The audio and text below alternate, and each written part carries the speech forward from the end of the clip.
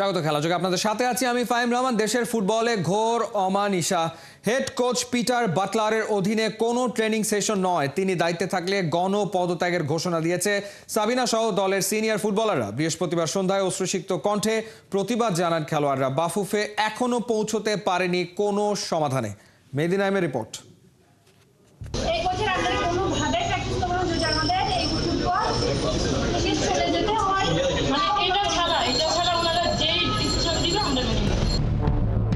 যেই পরিস্থিতির সাক্ষী হয়নি এর আগে কেউই, সেটারই সাক্ষী হলো পুরো দেশ।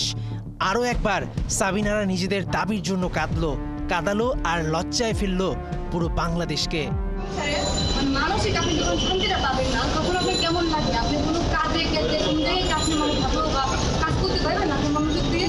তো আমার সাথে সেটাই হচ্ছে, মানে আমরা আসলে মানসিকভাবে আমরা আসলে দিতে পারছি না। আমরা মাঠে 100% বিরোধী। টাকার বস্তা নিয়ে বসে থাকার পরও ছেলেরা ফিরে শূন্য হাতে, আর যেই মেয়েরা পরপর 2 বার সাব জয়ের পরও অক্টোবরের পর থেকে বেতন পান না, তাদের কথারও 4 পয়সার দাম দেয় না বাফুফে।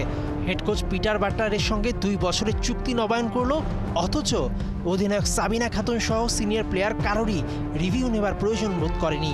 কিন্তু মেয়েদের সঙ্গে কোচের আচরণ শুনলে চোখ কপালে উঠবে যে কারো।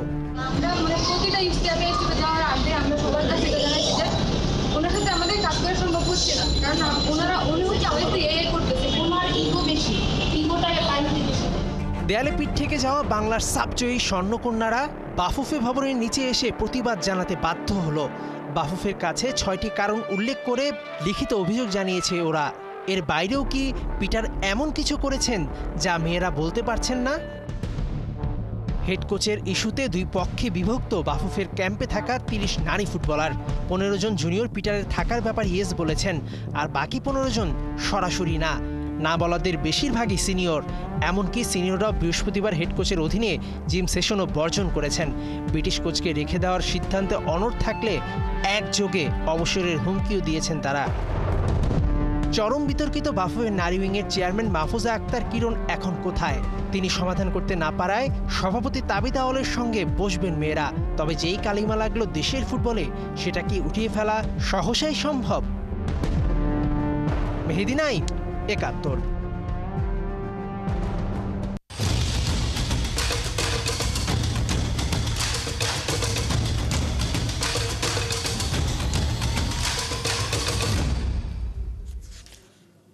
তর্ক আর ভুলে ভরা বিপিএল। এবার মাঠে ভুল ফ্র্যাঞ্চাইজির পতাকা উড়িয়ে রীতিমতো অবাক করে দিয়েছে বিসিবি। ম্যাচ ডেতে মাঠে চিটাগং কিংসের বদলে ওড়ানো হয় গতবারের ফ্র্যাঞ্চাইজি চট্টগ্রাম চ্যালেঞ্জার্সের ফ্ল্যাগ।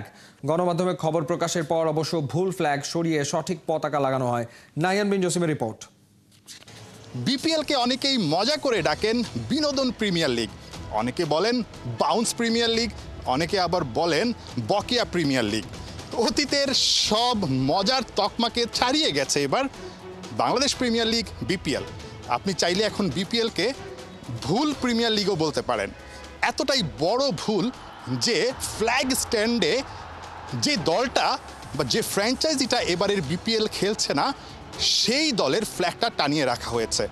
নর্মালি যেটা হয়, প্রতিদিন যে 4টা দল খেলে সেই 4টা দলের ফ্ল্যাগ মাঠে উঠতে থাকে ফ্ল্যাগ স্ট্যান্ডে। চিটাগং কিংসের বদলে উঠতে দেখা যাচ্ছে গতবারের ফ্র্যাঞ্চাইজি চট্টগ্রাম চ্যালেঞ্জার্সের পতাকা। ভাবতে পারেন বাংলাদেশ এরকম একটা টপ ফ্র্যাঞ্চাইজি লিগ, যেই লিগে মানে যারা আসলে কাজ করছেন তারা জানেন না আসলে কোন দলটা আসলে এই ম্যাচটাতে খেলবে, বা এই দলের ফ্ল্যাগটা আসলে কোনটা সেটা তারা স্পষ্ট জানেন না। যদি জানতেন এত বড় ভুল কিন্তু হতো না। স্টেডিয়ামে হাজার হাজার দর্শকের সামনে উঠছে এরকম একটা ভুল পতাকা, টিভি ক্যামেরা অনেক সময় সেখানে ধরছে, তখন অনেকেই কনফিউজড হয়ে যাবে যে আসলে চট্টগ্রাম চ্যালেঞ্জার্স কি ফিরে আসলো, চিটাগং কিংস কি আসলে একেবারে শেষ পথে এসে বিদায় নিল বা চলে গেল। এমনি রাজশাহীর নাটক নিয়ে, ড্রামা নিয়ে রীতিমতো প্রতিদিনই বিভিন্ন ধরনের কর্মকাণ্ড হচ্ছে। মাঠের ক্রিকেটের চাইতে মাঠের বাইরের ক্রিকেটটা সবচেয়ে বেশি আলোচনায়। কিন্তু যে দিনটায় মাঠে খেলা হচ্ছে সেই দিনটায় ফ্ল্যাগ স্ট্যান্ডে এরকম একটা ভুল বিসিবি কিভাবে করলো, আসলে কিভাবে করা সম্ভব? কোটি কোটি টাকার মালিক বিসিবি, নিশ্চয়ই অনেক বড় অঙ্কের টাকা দিয়ে অনেককে এখানে রাখা হয়েছে এই বিষয়গুলো দেখভালের জন্য। কিন্তু সিলি ভুল না, কিন্তু অনেক বড় ভুল। এত বড় একটা ভুল করে বসে আছে বিসিবি, যেটা কিনা আসলে একটা কঠিন বার্তাই দিচ্ছে যে বিপিএল যাচ্ছে তাইভাবে চলছে। ভুলে ভরা বিপিএল, বিতর্কিত বিপিএল, নাটক ভরা বিপিএল, অনেক অনেক ঘটনা, অনেক অনেক কিছুর জন্ম দিয়েছে এই বিপিএল। নতুন করে জন্ম দিল ভুল একটা ফ্ল্যাগ উড়িয়ে। তাই ওই যে বলছিলাম শুরুতেই যে ভুল প্রিমিয়ার লিগ হিসেবেও কিন্তু আপনারা এবারে বিপিএলকে আখ্যায়িত করতে পারেন। সত্যি অদ্ভুত একটা ব্যাপার। Nahiyan Bin Jasim, ৭১, Dhaka. We are proud partner of defending champion Fortune Borisha. Legends, local heroes, foreign stars, all are glittering, powering a connected Bangladesh. BPL এ হার দিয়ে লিগ পর্ব শেষ করলো রংপুর রাইডার্স। নাইম শেখের দাপুটে সেঞ্চুরির কাছে বৃথা গেল সৌম্য লড়াকু 50। মিরপুরে এদিন খুলনা টাইগার্সের কাছে 46 রানে হেরেছে রাইডাররা। উল্টো দিকে বড় জয়ে প্লে অফে দৌড়ে খুলনা এগিয়ে গেল আরও এক ধাপ। বিস্তারিত পার্থবণিকের রিপোর্টে। একেই বুঝি বলে মুদ্রার উল্টো পিঠ। এক সময়ের রাজা হঠাৎই চিত, যা হারে হারে টের পাচ্ছে রংপুর রাইডার্স। টানা 8 ম্যাচ জেতা দলটারই কিনা টানা 4 ম্যাচে হার। রাজশাহী চিটাগং এর পর এবার খুলনার কাছে সুহানদের ভরা ডুবি, যার বড় ক্রেডিট নাইম শেখের দাপুটে সেঞ্চুরি। এদিন বিপিএল এ রংপুরের জন্য ছিল কঠিন লড়াই। ফার্স্ট কোয়ালিফায়ারে নিশ্চিন্তে ওঠার জন্য ওদের জয় চাই, কিন্তু টসার সোহানদের সেই টার্গেট করে দেয় কঠিন। মিরপুরের উইকেটে খুলনার সিদ্ধান্ত প্রথমে ব্যাটিং, কিন্তু বিধিবাম চতুর্থ ওভারে খুলনার আপসেট। শেখ মেহেদীর বলে 21 রানে মিরাজ হারান নিজের উইকেট। তৃতীয় উইকেটে উইলিয়াম বসিস্টোর সাথে 88 রানের জুটিতে ম্যাচের মোড় ঘুরিয়ে দেন নাইম শেখ। লম্বা ছক্কায় তুলে নেন 50, কিন্তু এরপরেও থেমে যাননি। অবশেষে 18তম ওভারে নাইম দেখান ঝলক। বাউন্ডারি হাঁকিয়ে 55 বলে তুলে নেন বিপিএল এ নিজের প্রথম শতক। নির্ধারিত ওভারে খুলনার টোটাল দাঁড়ায় 4 উইকেটে 220 রান। 62 বলে 111 রানে অপরাজিত থাকেন নাইম শেখ। টার্গেট চেস করতে নেমে দ্বিতীয় ওভারেই রংপুরের আক্ষেপ। ব্যক্তিগত 9 রানে তৌফিকের উইকেট তুলে নেন নাসুম আহমেদ। রংপুরের প্রয়োজনের সময় গোটা মিডল অর্ডার অল্পতেই ডিসমিস। ইফতিখার, শেখ মেহেদী, সোহান কেউই খেলতে পারেননি বড় ইনিংস। চেষ্টা করেছিলেন সৌম্য সরকার। ফিল্ডিং এর সময় হাতে চোট পেলেও ব্যাটিং এ ছড়িয়েছিলেন দুটি। 31 বলে তুলে নেন আসরে নিজের প্রথম 50। কিন্তু 48 বলে সৌম্যর 74 রানের ইনিংস রাইডারদের জয় এনে দিতে ব্যর্থ। শেষমেশ 9 উইকেটে 174 রানে থামে রংপুরের লড়াই। আর খুলনা 46 রানের জয়ে এক পা রাখে প্লে অফে।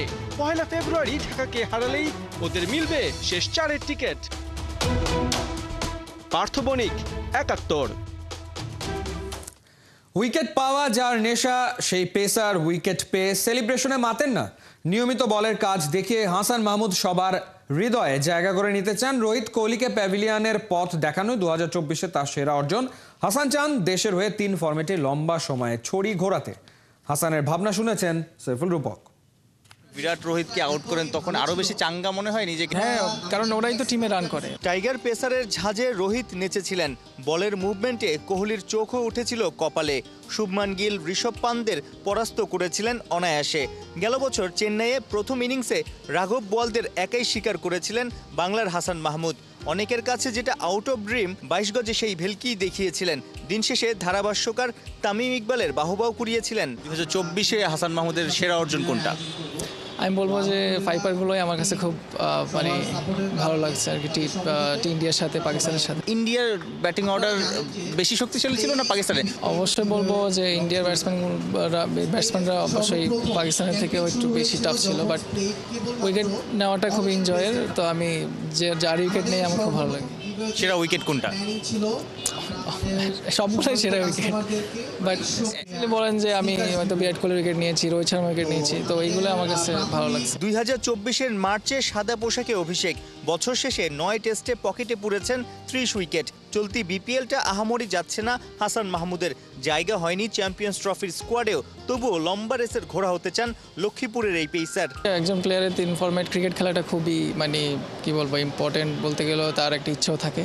তো তো আমি মনে করি যে যতটুকু আমি ফিট থাকতে পারি আমি সব ফরম্যাটই খেলতে পারবো। রেড বলে মনে করেন যে আমি যদি আর্লি ব্রেক থ্রু আনতে পারি খুবই ভালো লাগে। আবার টি-20 যখন আমাকে দিতে পারে বল দেওয়া হয়, ওই দায়িত্ব নেওয়াটাও আমি খুবই স্বাচ্ছন্দ্য বোধ করি। তাসকিন, নাহিদ রানা, তাদের পারফরমেন্স, তারা যখন বোলিং করে, আপনারা যখন জুটি বেঁধে বোলিং করেন, কেমন লাগে যে এখন বাংলাদেশের পেস অ্যাটাক এত দুর্দান্ত করছে?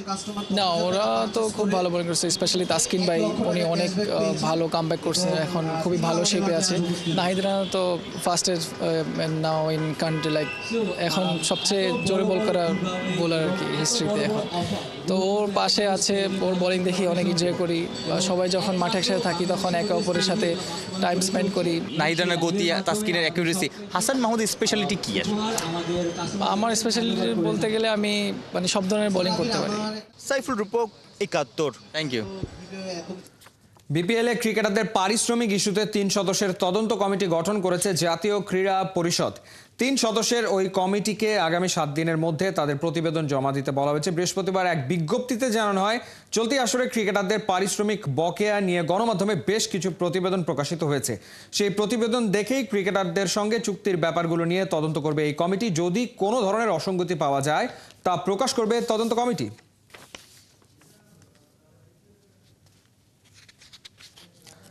নেভি অ্যাঙ্করে স্কুল অ্যান্ড কলেজ ঢাকায় আজ অনুষ্ঠিত হয়ে গেল বার্ষিক ক্রীড়া প্রতিযোগিতা 2025।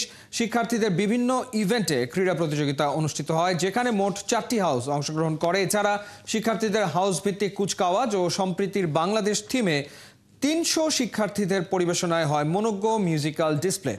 একটা সময় স্কুলের অ্যানুয়াল স্পোর্টস কম্পিটিশন থেকে বেরিয়ে আসতো দেশের অ্যাথলিট, সেই আমেজই যেন ফিরিয়ে আনলো বাংলাদেশ নৌবাহিনী দ্বারা পরিচালিত এই বিদ্যাপীঠ। মনোমুগ্ধকর দৌড়, রিলে, যেমন খুশি তেমন সাজো প্রতিযোগিতায় সবাইকে খেলাধুলায় উদ্বুদ্ধ করলো। শুরু হয়ে গেল রিলে রেস, দেখা যাক, খুবই কাছাকাছি সবার পজিশন এখনো পর্যন্ত।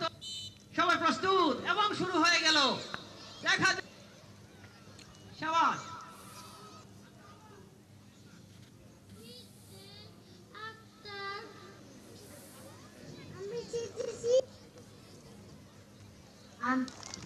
Relay race. Now,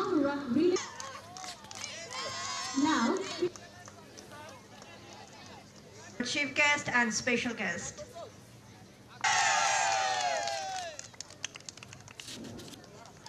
Thank you all. Pre-season ট্যুরে ব্যাক টু ব্যাক জয় তুলে নিল ইন্টার মায়ামি। ক্লাব ইউনিভার্সিটির বিপক্ষে নির্ধারিত সময় থাকে গোলশূন্য। টাই ব্রেকারে মেসিরা ম্যাচটা জেতে 5-4 গোলের ব্যবধানে। গোল না পেলেও ইতিহাসে নাম লেখালেন লিওনেল মেসি। কোহিনুর কণা রিপোর্ট। পেরুর মাটিতে পা পড়েছে বিশ্বজয়ীর। আজ যেন আকাশে বাতাসে মম করছে তারই মিষ্টি সুবাস। নিজের দেশের ক্লাব ছেড়ে লিওকে বরণ করে নিতেই বরং পথে ঘাটে সবখানে সমর্থকদের উল্লাস। ক্লাব ইউনিভার্সিটারিওর কাছে পূর্বসূরীরা হার মেনেছে। মেসির লক্ষ্যটা ছিল ইতিহাস বদলে জয় ছিনিয়ে আনা।